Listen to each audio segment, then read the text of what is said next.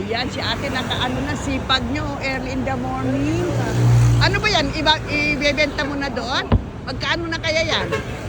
Mga sa 30 pesos lang? Tama-tama na pambili ng pandesal, no? Sipag mo ha. Sige lang, pagkaano yung mga karton, ipunin ko ha. Parang ganun. Dito ka ba naka-standby? Sige.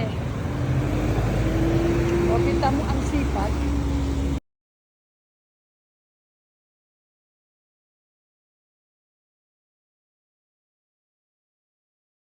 At talaga, ito naman si Kuya, nagwawalis, street sweeper.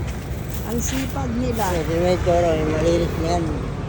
At hindi ka sumulog yan sa tao. Ayan si Kuya. Ayan. Kuya, good morning. Ayan, masipag sila. Kani-kanyang diskarte sa buhay. Oo, di ba? Hi guys, good morning. Ito, day 3 ng aking paglalakad. 30 minutes walking. Oo. Ayan, atin kasi masakit. Naunahin. Siyempre, busy na ang mga saging kabayan ng isang pangauhan. Monday today. That is life in Philippines. Busy. Yan. Reporting for duty. Ayan.